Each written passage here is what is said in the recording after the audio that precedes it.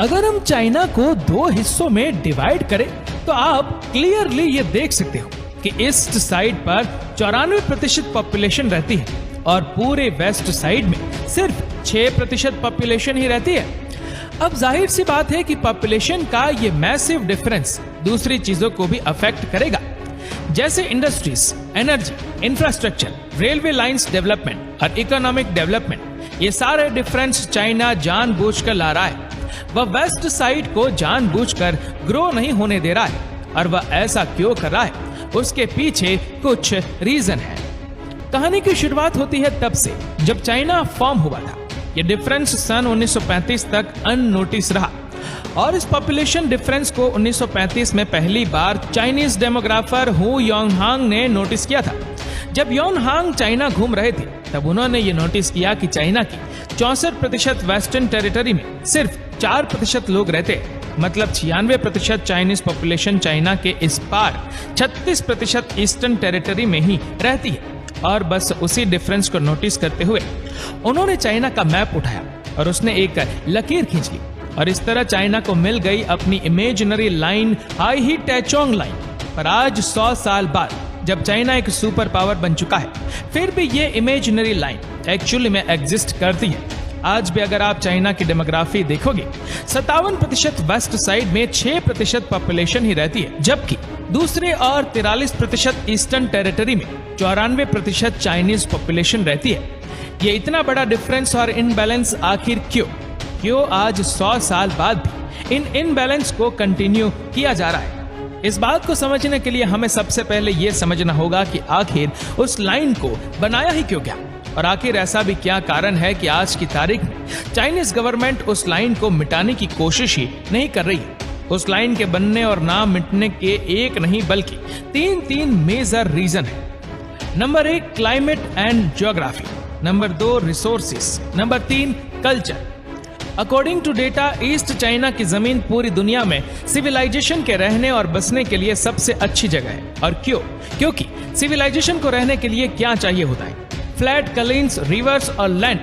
China की history से लेकर अब तक ये सारी चीजें ईस्ट चाइना में हमेशा से ही मौजूद रही है। एग्जाम्पल के लिए वर्ल्ड की 2 largest river the yellow river और द यांग से ईस्ट चाइना में ही बहती है। चाइना के नॉर्थ ईस्ट में मौजूद फ्लैट प्लेन की वजह से वहाँ क्लाइमेट वार्म रहता है, जिससे वहाँ पर अच्छी खासी बारिश नसीब होती है, और जितनी अच्छी बारिश होगी उतनी अच्छी फसल होगी, और अच्छी फसल तो सिविलाइजेशन का इजी सेटलमेंट। यही है ईस्ट चाइना का डेवलपमेंट का इतिहास और सीक्रेट। जैसे वहाँ पर फार्मिंग, डेवलपमेंट और पॉपुलेशन का इंक्रीज होना आसान हो पाया, इसी वजह से वहाँ पर धीरे धीरे करके छोटे सिविलाइजेशन किंगडम में बदले, किंगडम एम्पायर में, और आज चाइना एक पावरफुल नेशन बन पाया है। अगर हम चाइना के वेस्टर्न पार्ट की बात करें तो लाइन के उस पार रहना यानी कि सहारा डेजर्ट से भी 100 गुना ज्यादा डेंजरस लाइफ को जीना, और उसका रीजन वहाँ का टेम्परेचर, वहाँ का तापमान वहाँ पर इतना ज्यादा है कि सर्दियों में -40 डिग्री क्रॉस कर जाता है और गर्मियों में 40 डिग्री प्लस क्रॉस कर जाता है। ये होता है रेन शेडो इफेक्ट की वजह से।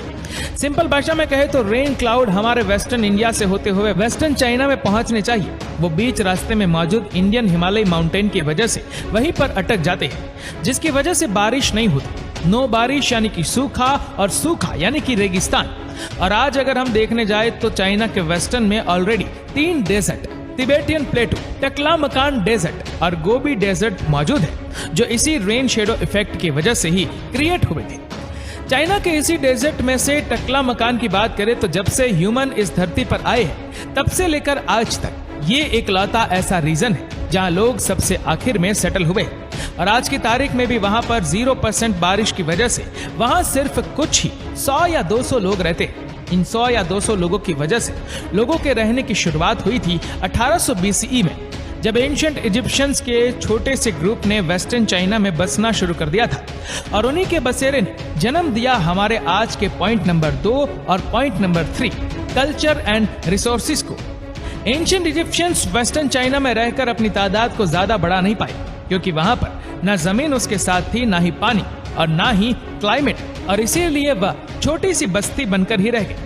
लेकिन दूसरी ओर ईस्ट चाइना में चाइनीज सिविलाइजेशन लाइक हान, हंस, टाटर्स, मंगोल्स ने बसना शुरू कर दिया था, और अब जो कि उनके पास वेस्ट लैंड था उन्हें सेटल होकर वहां पर डेवलपमेंट करने में देरी नहीं लगी।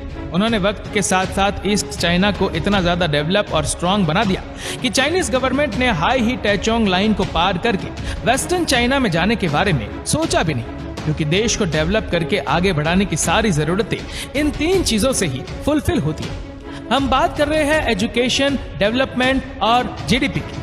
ये तीनों चीजें ईस्ट चाइना अच्छी तरह से फुलफिल कर रहा था और इस बंजर जमीन से आज इतने बड़े सुपर पावर के मकाम पर पहुंच रहा है। उसने मार्केट को हमेशा समझा और इंटेलिजेंटली कंट्री को आगे बढ़ाया।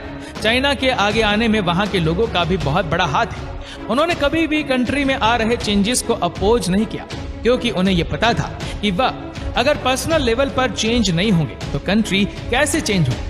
लेकिन अगर ईस्ट और वेस्ट चाइना में सब कुछ ईस्ट चाइना ही कर रहा है और वेस्ट चाइना कुछ नहीं कर रहा, तो चाइना आखिर वेस्ट पार्ट छोड़ क्यों नहीं देता। लेकिन छोड़ेगा कैसे, क्योंकि वेस्ट की जमीन पर पानी बहे या ना बहे, लेकिन इसके जमीन के नीचे तेल जरूर बहता है। इस मैप में ये साफ साफ नजर आ रहा है कंपेयर टू ईस्ट, वेस्ट में ऑयल के कुएं कितने ज्यादा है। और इन्हीं ऑयल फील्ड की वजह से 2019 में चाइना 2nd पोजीशन पर था after US for producing and consuming most oil in the world. China रोजाना के 14.1 मिलियन बैरल ऑयल जमीन से निकालता है, जो वर्ल्ड में 14% का कंट्रीब्यूशन देता है। पर वेस्टर्न चाइना से इतना ज्यादा तेल लेने और पैसे कमाने के बावजूद भी चाइना स्पेसिफिक चाइनीज गवर्नमेंट हमेशा से वेस्ट के खिलाफ खड़ी रही है। और इस फसाद की जड़ हाई ही टैचोंग लाइन ही है, क्योंकि वेस्ट में सिर्फ एथनिक माइनॉरिटी रह रही है। वेस्टर्न साउथ में तिबेटन्स और वेस्टर्न ईस्ट में उइगुर मुस्लिम। ईस्ट चाइना की बात करें तो मेजर कम्युनिटीज वहां पर रहती है, जिनका जीडीपी पर कैपिटा वेस्ट में रहने वालों से 15% ज्यादा है। यानी कि पहले ही तिबेटन्स और उइगुर मुस्लिम ईस्ट वालों से कल्चरली सेपरेटेड थी और अब इकोनॉमिकली भी होने लगी। इसलिए चाइनीज गवर्नमेंट उनको हेल्प करने के बदले हमेशा ही हार्श स्टेटमेंट और हैवी पनिशमेंट उन पर लेवी करती रहती है। और यही वजह है कि आज की तारीख में वह दोनों ग्रुप चाइना के खिलाफ हो चुके हैं। वहां पर उस एरिया पर काफी ज्यादा टेंशन है। उन्होंने अपनी मांग पूरी करने के लिए टेररिज्म का सहारा लिया है और जहां पर एक और उइगुर मुस्लिम टेररिज्म फैलाते हैं, एक के बाद एक सारे हमले किए जा रहे, वहीं दूसरी तरफ तिबेटन्स ने डिबेट छेड़ रखा है और उनकी मांग है एक सेपरेट तिबेट के नेशन की। और आपको क्या लगता है कि चाइना ने उनके इश्यूज को सॉल्व करने के लिए कोई कदम उठाया होगा? इसका जवाब हाँ भी है और ना भी। हाँ इसलिए क्योंकि 2006 में चाइना ने वेस्टर्न चाइना को डेवलप करने के लिए 1 ट्रिलियन युआन यानी कि आज की डेट में 11 लाख करोड़ जितना खर्चा किया था। वेस्ट का infrastructure, transport, hydro power plant, energy और टेलीकम्युनिकेशन सुधर सके। और इसके अलावा उन्होंने 1.3 ट्रिलियन युआन के खर्चे पर वर्ल्ड नॉन रेलवे प्रोजेक्ट पर भी काम किया था, ताकि वह तिबेट से डायरेक्टली चाइना को कनेक्ट कर सके। अभी हम बात करें संकेतों की, तो चाइना वहां पर कोई बदलाव नहीं ला पाया है। तो सबसे बड़ा संकेत यही है कि वहां पर सिचुएशंस बदली ही नहीं, सेम टू सेम वही है जो पहले हुआ करती थी। सिर्फ चाइना जैसा बड़ा सुपर पावर कंट्री अगर चाहे तो अपनी पॉलिसीज को वेस्ट के साथ अलाइन कर सकता है, लेकिन वह सिर्फ वेस्ट से पैसे वसूलता है, लेकिन डेवलपमेंट के लिए चाइना वहां पर पैसे नहीं डालता। इसीलिए सारे कंट्री को अपने चारों जोन ईस्ट, वेस्ट, नॉर्थ और साउथ को कंट्री के 4 पिलर समझकर एक साथ लेकर चलना चाहिए। नहीं तो जैसे चाइना के केस में हो रहा है, वेस्ट में रहने वाले लोग ईस्ट के खिलाफ हो गए हैं, पर जैसे वहां पर टेररिज्म और जनरल साइट प्रमोट हो रहा है, वैसा ही हाल दूसरे देशों के साथ भी हो सकता है। दोस्तों उम्मीद करते हैं कि वीडियो आपको पसंद आई होगी। आपको ये वीडियो कैसी लगी नीचे कमेंट करके जरूर बताएगा। और अगर आपको वीडियो अच्छा लगा हो तो इस वीडियो को लाइक करेगा, शेयर करेगा ज्यादा से ज्यादा लोगों तक। और ऐसे ही और भी रोचक जानकारियों के लिए सब्सक्राइब करें हमारे यूट्यूब चैनल को और फेसबुक पर फॉलो करें हमारे पेज को। धन्यवाद।